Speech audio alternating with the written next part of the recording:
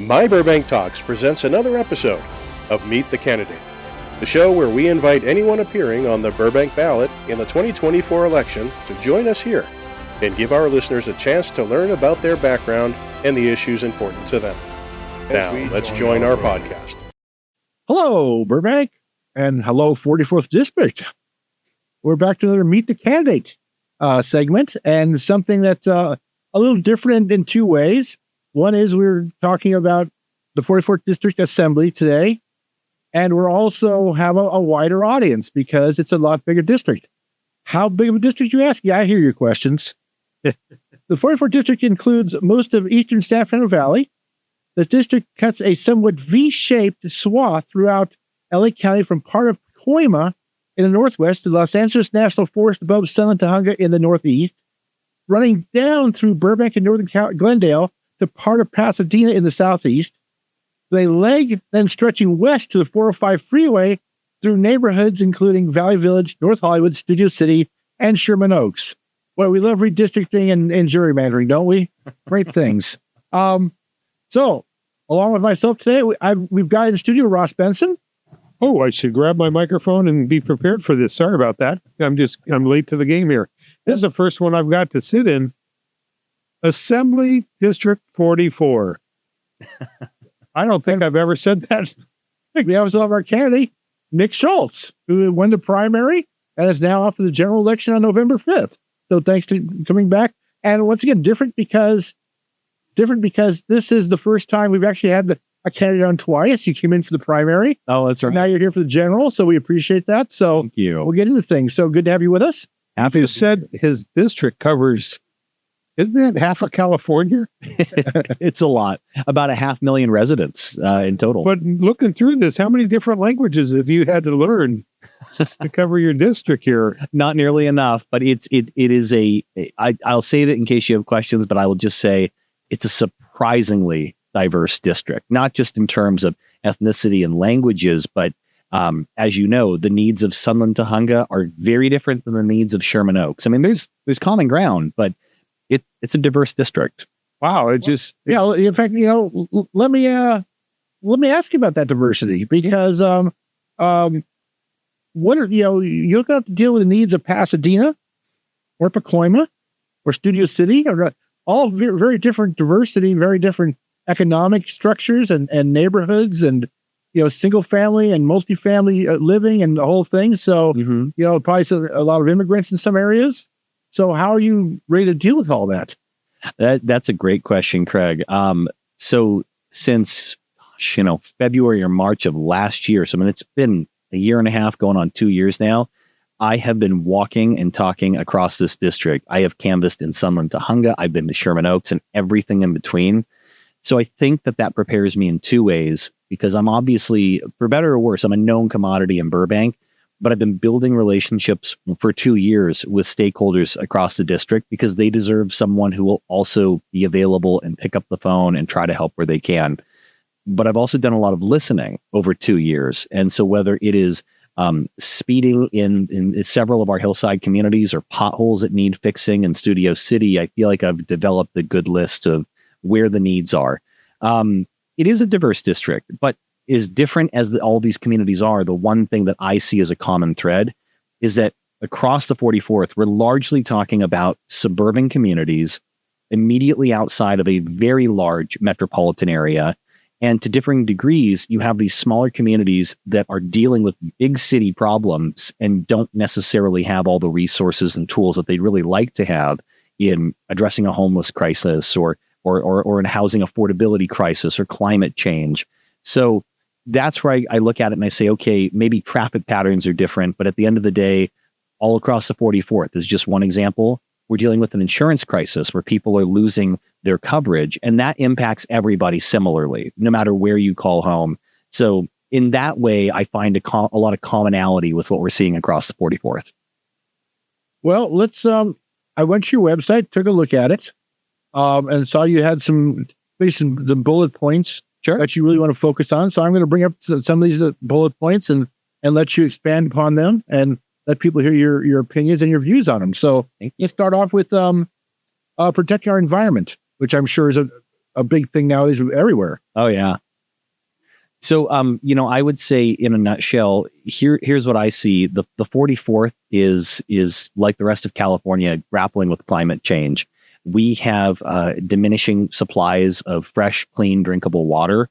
The situation with the Colorado River has probably never been worse than it is right now. And yet there's more demand for water, both from our residents, from our businesses.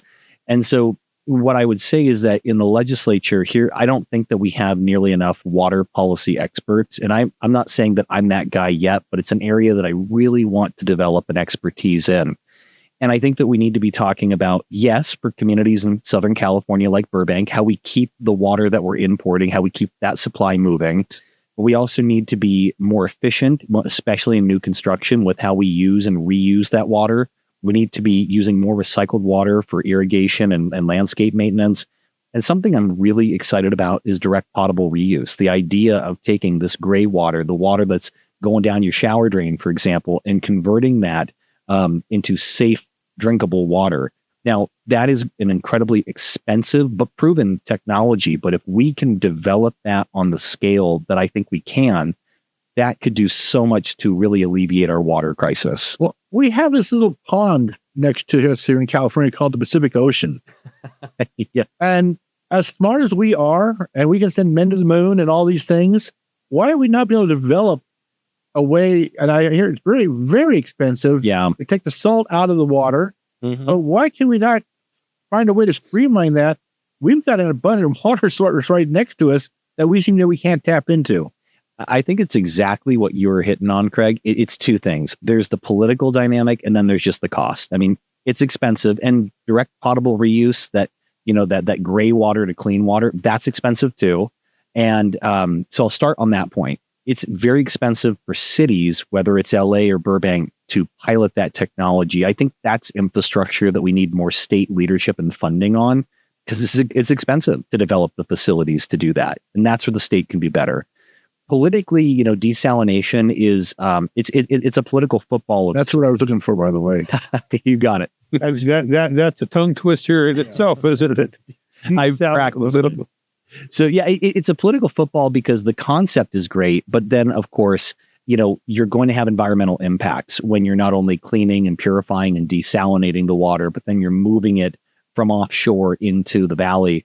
So it's not that it can't be done. I just think that, to your point, it's not really an issue that I think the legislature has tackled in a meaningful, significant way.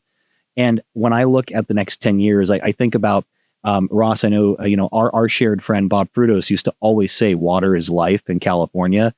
There are very few issues that I see as bigger than the issue of water in the next decade in California. And so that's something that I really want to be an expert on. And then the very last thing, Craig, and I'll kick it back to you, just in terms of climate change, sustainability, is we've talked a lot about water. Energy is the other big one. So we're moving towards an economy where we're phasing out the sale of gas-powered cars. We're trying to get off of oil and gas in terms of powering our grid and powering our homes. The question is, what are we going to replace all that with? So hydrogen is a promising technology, green hydrogen, but it's still developing. We have solar, which I know we're going to talk about on a totally different podcast more next month. Solar is great, but the issue is, how do we develop longer term battery storage so that you can use that energy that you capture at 4 o'clock and tap into it at 9 o'clock? So long-term battery storage is going to be great. And then we have to be looking at how we expand our portfolio of wind, solar, and geothermal. So I will wrap on this. Water and power is something that I've obviously spent a lot of time with at the local level, dealing with these issues. I don't know that water and energy are necessarily the subject of a big splashy press conference in Sacramento, but I can think of no two bigger issues to Burbank and bigger issues to the 44th District than how we're going to address our water needs and continue to power our homes and our businesses over the next decade plus. So serving on, for example, the Energy and Utilities Committee in the Assembly is something I would really love the chance to do. Well, you brought up a good point, climate change. A week ago, we experienced temperatures over 110 degrees here. 17 is my very command center. Yep. And okay, our temperature's going up. We've lived here for a couple of years. And I remember going to school when it was maybe 90, 100 degrees. Yeah. They let us go home. Now we're at 110, 117 We degrees. used to have smog days too. Well, that's when you couldn't even see The mountains. South Lee. But we're in a desert. Mhm. And we need to think about this soon. Yeah. It's not going to get any cooler. No. Our water problem's going to be there tomorrow. I mean, Uh-huh. and you brought up a good point about recycled water for watering the lawn. Now, Burbank, the city that we're from, Yeah. they brought in for city stuff Mhm. down Chandler and a lot of the locations. I think the schools use recycled water, but they haven't gotten it to the houses yet. You're right. That's going to be the next critical stage. Imagine if you can use recycled water to water your lawn. Obviously, so many people will choose to convert from a lawn to more drought-tolerant landscaping. But for those who still have it, being able to use recycled water to meet those needs, that's going to... So the point is, it's infrastructure. It's all infrastructure. And where the state can lead on that is giving more dollars to it. And by the way, that creates jobs. It's an economic opportunity if we do it the right way. And to your point, Ross, I think the state in the last decade did a really good job under many good leaders of setting these really commendable goals of a carbon neutral economy by 2045. The next decade is going to be even more challenging. How do we actually get there so that it's not just some goal on paper that we never actually meet? And, that's why I want to serve in the seat, is because, I got 2 kids under 4 at home. Whether we meet that goal, it matters to me. Well, in my sidebar here in my notes, you do have 2 kids, and you need to look at them growing up. And what part of this world is going to be here for them and to deal with and so forth. But last week we witnessed this truck that had batteries on it down in Long Beach that overturned. They used more water for 24 hours to cool that down until it was... We also hear the PIOs, the Fire Department's Public Information Officer, said that we have no playbook on this. Yeah. We don't know really what to do. And that's because it become a huge problem in the next decade of more and more of these NiCad batteries and catching fire. Exactly. And we don't even know how to put them out right now. Well, see, that's what gets me. We're putting the cart before the horse. We got the batteries. Okay, now I talked to one of our commissioners on one of our city agencies, drives a Lexus or a Tesla. Mm-hmm. It always, the batteries on it. The fire department, if they go on a Tesla fire, those things burn. We're putting the cart before the horse. If we don't know how to extinguish that or whatever, I listened to that LA City incident for over 12 hours. It was going on in the background. People think, no wonder I have a boring life. But I listened. I mean, they did not have a playbook. Protection-wise, they were scared to death. They've had some explosions on other things. It's kind of, battery, again, is our cars going to be running on batteries? Solar, Well, the governor signed a bill that says they have to be. But let's move on, because I want to take all day here. Let's move to criminal justice reform. Sure. Now, you are a deputy attorney general by trade. Your day job, as they call it. Yep. So let's talk about your thoughts on, because I'm sure if anybody has thoughts, it's going to be you about criminal justice reform. So what are your thoughts on that? I appreciate the question. Yeah, I got tons. So, as you both know, and to your listeners who most probably know me, my day job, I'm investigating and prosecuting public corruption, human trafficking, and all sorts of organized crime. So look, I absolutely believe, and I think my 4 years on city council in Burbank have shown that I fundamentally believe we have to support and invest in our law enforcement personnel. More boots on the ground, better training, better equipment, all of that.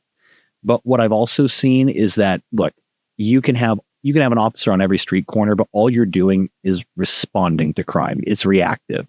If you really want to have sustainable, if you want to drive crime rates down, you have to invest in people, and especially early in life. So that's where, addressing housing instability and food insecurity, giving kids quality public education and access to healthcare. When you invest in people, you divert them from other paths that they might take in life. And that's a better use of your dollars, and it's going to be a more sustainable impact in terms of really building safer communities. So it's an all the above approach. When criminal activity happens, yes, we need to have good first responders that are ready to address it.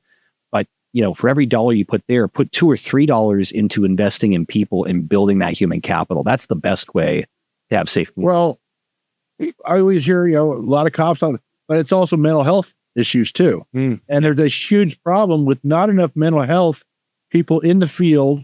I know Burbank has problems getting their med people to put in the streets, and mental health issues are our biggest problem of all. So how do you also incorporate that? That's a phenomenal follow-up. So I would say you're right. We have a shortage of mental health providers and just mental health infrastructure in the state. And it's a tough issue to tackle, but there are 2 or 3 things that I think the state can do.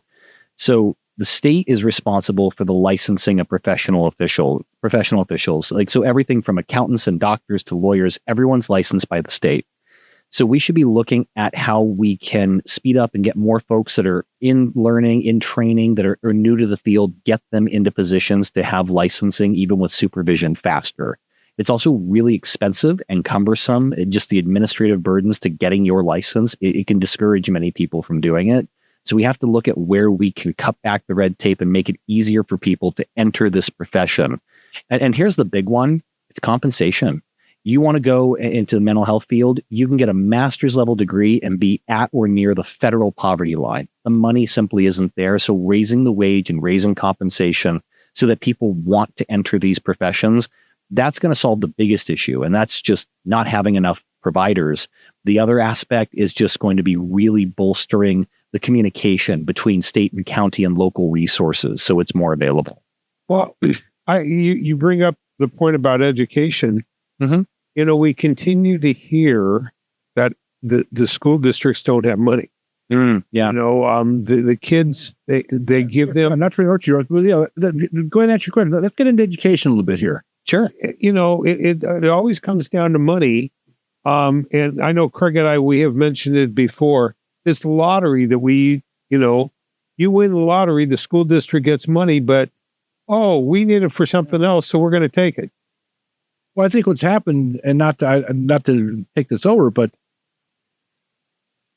every 5 cents or whatever is supposed to go into schools out of every dollar spent. Mm-hmm. And yes, all that money started coming in, and they said, well, since all that money is coming in this way, we don't need to keep putting the same money we used to put in. We'll put that money somewhere else. So yeah, the schools get the money from the lottery, but now they don't get the money from the state anymore. So I think that to Ross's question is how are we going to, Burbank's in a lot of trouble, and it's because of the funding formulas the state has put in. So what can we do to help districts like Burbank, who are not in the economic or the social, situation that other districts are in? They're a little more higher economic here, and they're having problems economically. So what do we do? Well, let me just tag on real quick. I'm looking at your district, your new district. Schooling is a little different in parts of Pasadena. Sure. Than it is in Sherman Oaks. Mm-hmm. Mm-hmm. Burbank's in the middle there. I mean, you have a melting pot of kids that need to learn, and they all need to learn the same thing. I was real surprised at what our superintendent put out not too long ago, what the requirements are I have a 7-year-old granddaughter. She has to be able to read and write and figure math out by the end of her, second year or so.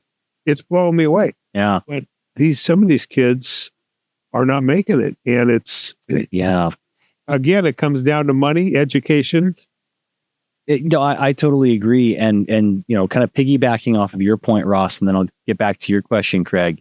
It's challenging because this is a district that cuts across, this assembly district cuts across 3 separate education districts, just K through 12. You're talking Burbank, Glendale, and LAUSD. Then add on top of all of that, the community college districts. I mean, so everyone's experiencing a similar problem. They all have slightly different needs and different thoughts on the solution, but here's what I've developed so far. So I really applaud our outgoing state senator, Anthony Portantino. He had Senate Bill 98 this last year. And you guys probably are in the know, but if your listeners don't, Senate Bill 98 looked at the phenomena that we see in Burbank, where public schools in California are funded based on average daily attendance and not the number of students enrolled in the school. So the easiest way I like to think about it is if you have a schoolhouse in rural California with 100 seats in the classroom, They can, and let's say 100 kids are in fact enrolled in that school, but on any given day, it's only 95 students that are in, and that's reasonable. People get sick, kids can be out. We fund the school based on 95, not the 100 kids that are actually registered to go there. And yet, and I know, Craig, you know this, there are real big hard costs to a school, whether it's staffing, food, water, electric. I mean, they have to plan for 100 kids. So why are we only giving them funding for the 95? So Senator Portantino's bill wanted to change that and make it based on enrollment. It got watered down in the legislature. It's now what we call a study bill. So the legislature hasn't committed to anything, but they're at least saying, let's study the problem and see what it would cost and how it would look if we change that formula. I've talked with the senator. That's an issue I want to take. I want him to figuratively pass that baton to me, and I want to lead on that issue in the next decade and finish what he started and make that change in terms of school funding. The other thing, especially when we talk about the LCAP and other local funding formula components, so if you have a student that has, extra needed attention, maybe they're learning the English language, right? Or there's a few categories they fall into. There's sometimes a little extra money that the school will get to help for that student's needs. But what about when a student meets 2 or 3 categories of different expanded needs? They only get the extra funding one time. That's wrong, because that student might need more resources to really thrive in the classroom. If they meet 3 categories, let's give them triple the funding that they would have, not triple the funding, the base funding, but triple the specialty funding that they're allotted. Those are the kind of changes that I think we make. It's about shifting resources around. And then we can get into another conversation another time just about how we fund public schools in general. But it's very antiquated in California because it's really only tied to property tax, which makes it much more subject to fluctuations in the market. Whereas a city, on the other hand, we can tap into sales tax, parking tax, hotel tax. We have a much more diverse tax base. In the long run, California voters might need to be presented with a choice on how to come up with a more stable funding model. But in the short term, those are a couple things that I'd love to champion at the state level to try to get more resources into our public schools. We got to come up with a figure. We got to figure it out. I will say I've witnessed kids that go to preschool, then they go to public education, kindergarten, and the kids that haven't been in preschool, stayed at home, they're at a disadvantage. They sure do. I will say, again, I look at my 2 granddaughters, who both went to preschool for three years. They can do quite a bit. That you look at a child that parents couldn't afford it. Maybe it is required. Some of our large companies, we are the media capital of the world, but California is the richest state there is. We got to come up with a way that these kids can learn and be, And I think to your point, Ross, the last thing I'll say on education, because I know you guys may have a few other things you want to talk about. But to your point, it can't just be K through 12. As much as we focus on access to community college, higher education, the trades, we need to be building a much more robust infrastructure in terms of early childhood development, really trying to achieve universal pre-K for every kid, because at least if we can start everyone off well in life, you can hopefully reduce, if not eliminate, any of the inequities that exist between different communities. But it goes back to our question on public safety. When you give kids a good education and they know where they're going to sleep at night and they have food to eat, I fundamentally think a lot of the problems we see in our society can be addressed if we just intervene at an earlier point in a person's life. Well, that brings up a good point. Our crime situation right now, it changed. The whole spectrum changed. Mm-hmm. I mean, California, people look at us where they're driving vehicles into liquor stores and jewelry stores, and the crime is just going crazy. And it's, where are these kids coming from? I'm sorry. Last week I saw 100 kids go into a 7-Eleven in the middle of the city, destroy the store. Where are they learning this? It just blows me away that, they think they can get away with it. Well, and that actually brings up one other thing I forgot to mention, Ross, is so we talk about early intervention for young people and a good response, when crime happens, making sure our first responders have everything they need to do the job safely. The other thing we don't talk about nearly enough is rehabilitation and reentry. So when you look at the state budget, you look at, for example, the money that is allotted to the California Department of Corrections and Rehabilitation. Over 90% of those funds are devoted to corrections, locking people up. And I'm not saying that there isn't value in taking someone who's dangerous off the streets, totally. But what do we do when that person's done their time and they have to re-enter society? We don't devote the resources that we really ought to helping that person get placed in housing, find a job, and become a constructive, participating member of society.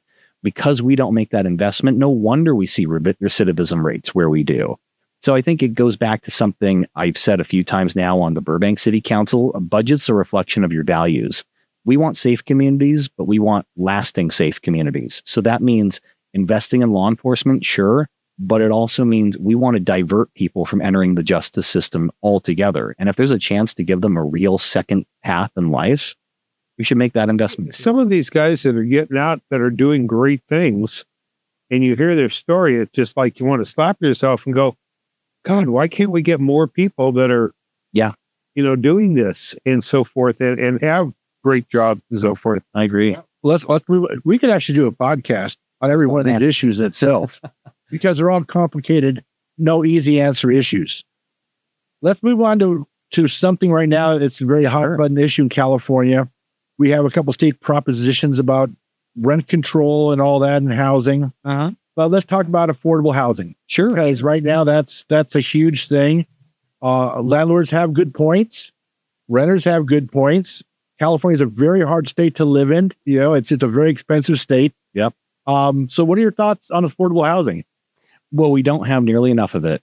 We're not building nearly enough of it quickly enough. So here's my thought in general. I've said it before in other contexts, but I'll say it again. I know I'm not going to please everyone, but I do support rent stabilization. I do. But I also acknowledge that it is simply a Band-Aid on a much bigger problem. We need more housing. We have a shortfall of over 1 million homes that we need to build in California. And that's assuming that we built them all tomorrow. In the time that it's going to take to build those homes, we may fall further behind the 8 ball. So I think what we have to do is two things primarily. In terms of the private housing market, we have to find a way to incentivize and streamline more housing development, but in areas that make sense in our communities. With all due respect, an ADU here and there on this street or that street isn't going to solve the housing crisis. When we have an abandoned Kmart, when we have an old IKEA location, Sunland Tanga has this amazing old location where they had a Home Depot that's just sitting vacant. Those properties could have hundreds of units of housing on them. And those properties could also handle more water, sewage, trash, parking, everything. It's all right there. So why aren't we baking in more incentives to get the developers to put the housing there? My thought is, let's change the law. Ross, if you have $100 million, you get lucky tomorrow and you decide not to go to Aruba and you instead want to build some housing. If you want to put housing on a site like that, especially if it's affordable housing, let's move you to the front of the dang line. Let's find a way to save you every nickel that we can. And let's get you in and out the door quickly, because that's a value to a developer. That is, and if you offer like a concierge level service like that, you're going to get more developers saying, "I'll build that," rather than a 20 unit townhome project. But what gets me about that is look what our state has done with SB 35. A good one is the Empire, the project that is on Empire in the city of Burbank. How many units with 7 parking spaces? I think it was 147, I think. And there's a bus stop out front. Not everybody's taking that bus. Right. I mean, and that goes to the other point of, it's not just underutilized or vacant commercial areas, but also areas that are hopefully adjacent to transit. But it's all got to be balanced. I mean, yes, not everyone, hopefully, will need a car, but some will. And the other thing is, you want it to be accessible to frequent, reliable, affordable bus service, rail service. It also goes to this bigger issue of when we were talking a few minutes ago about climate change. What's the biggest single emitter of carbon emissions into our atmosphere? It's the transportation sector. It's everyone driving their car. And yes, we can talk about EVs, and we should have more bus and rail and more protected bike paths. I know we agree on that. But the biggest thing we could do is really redesigning our cities so that people could live close to where they work and not have to get in the car. And when I look at opportunity sites like the Kmart, the IKEA, that old Home Depot, like, they just scream to me like that's where we should be putting the housing that we need. The other thing I just quickly say, Craig, is we also can't be naive and think that private developers, the private market's going to build all the truly affordable housing that we need. So we really got to take a playbook out of what we saw under Jerry Brown. Before he got rid of redevelopment agency funding to solve the last budget crisis, Burbank Housing Corporation used that as a revenue stream to build hundreds of affordable homes. So we really need to pursue sort of a redevelopment agency 2.0, find a funding stream where nonprofit partners like Burbank Housing Corporation can go out there and build truly affordable units. And if that complements what we're going to get from the private market as well, we're not just building more housing, but we're hopefully building more truly affordable housing. But the argument that I hear, and I see it, okay, Studio City, there was a little golf course next to a school there that is now been... Howard Westlake took it over. Yeah. And they're developing it. They're developing it for housing or for schooling? Well, for their needs. I mean, they bought the property to expand their school. Yeah. And they're, okay, but you also gave a good example. How many years have we seen the old IKEA site here in Burbank sit dormant? Sure, they're using it for Hell's Kitchen and some movie jobs, but I saw plans at one time to build a 10-story or 5-story, Burbank has a limit now. Yeah. Multiple story to house hundreds of people. Yep. But it's stalled. We're not going anywhere. And I get it. Somebody owns that. They're just counting their money as it goes up. But that, and like you say, the old Kmart site. You can only make it so that parking lot for kids to race around in when we have people that need to be living there. Yeah. And just one last thing I'll mention on that point, Ross, is that, look, I'm not trying to build out our communities for the sake of building out. I'm looking at it from what I think is a very common sense approach. There's a problem when the median home sale price in Sherman Oaks, I'll use a non-Burbank example for once. Sherman Oaks is $1.5 million. I don't know many young people, your granddaughter, like how are they going to be able to buy and invest in that? And so when you have a 3-to-1 jobs to housing ratio like we do in Burbank, the very little housing that exists, comparatively speaking, like I own my home, we can charge whatever we want when we sell that thing, and someone will probably buy it. That's what drives the price up for everyone. Same goes with rent. I mean, people are paying $2,000, $3,000, $4,000 plus a month because they want to live in Burbank, and there's not that much. You got it, and every year, I got a rent increase last year. Got another rent increase this year. I won't tell you what I'm paying, but you just hit the number on the head because I want to be close to my kids. Yeah. I love this city, and it's your home. It is. It has been for over 60 years. And, that price is going up. And the only way we're going to solve it, and that's where I come back to, is we do have to add more housing, but we can do it in a sensible way. And we start with those sites, like you said, that are just vacant sites sitting in the middle of our cities. Let's steer the housing towards there. Let's play some politics. Okay. Because this actually is election. And there's people like myself who are completely fed up with partisan politics. Absolutely. We're only going to stand up when this person talks and all clap, and we're not going to, all the stuff they do in Congress, and then down the line you hear about the Republicans say this, and Democrats say that. How are you going to stick to your ideals and not get caught up in party politics and things like that? What's your commitment to doing that? Well, I appreciate the question because it brings up a couple things. First of all, you have to understand, I know you guys do, but a person running for this office has to understand that while I may be a Democrat and my opponent may be a Republican, one of us will win, the other will not, and yet the winner needs to represent all nearly 500,000 people in this district that call it home. So whether you're Democrat, Republican, decline to state, or something else, you are going to have a representative, and it's going to be either Tony or myself. And we have a responsibility, I think, to focus on the issues of common ground, the things we're talking about today. We all want good schools. We want a good healthcare system. We care about the future of the entertainment industry, for example. We want to create good jobs, safe communities. Like these are at their core, they're nonpartisan issues. And that's the way I want to structure my framing around it. How can I help make sure that everyone has a good, safe neighborhood that they're happy to call home? inevitably there are two parties in power in Sacramento, but it's predominantly tilted in favor of the Democratic Party. And if elected, I would be a member of that caucus. But there's two things I'm going to do right out the gate. I'm already developing relationships with some of my Republican colleagues from other parts of the state. We may not agree on everything, but I think that there's still value when you introduce a bill to say that you have truly bipartisan support, especially if it's something like infrastructure, transportation. That's a signal to not just your colleagues, but to the state that we are still about finding common ground and getting things done. So I'm going to have as many good relationships on the other side of the aisle as I can, but then more specifically in district. I had a debate with Tony the other night, and we agreed, look, whoever wins this thing, should it be me, I'm going to go up and meet some of his folks in Sunland, Tujunga, and we'll talk about what we can do together. We can disagree on the other, 30, 40% that we don't agree with, but the stuff that we do have in common, we absolutely have to prioritize that. And the last thing I'll say is this, Craig. Look, at the end of the day, there's always a hierarchy to everything, and nobody wants to make the Speaker of the Assembly unhappy, who's the leader of that house. But I also understand at my core, I have to do the same thing in this job that I did as a prosecutor, that I have done in representing all of you. I have to do what I think is right for my district, what I also just believe is fundamentally the right thing to do.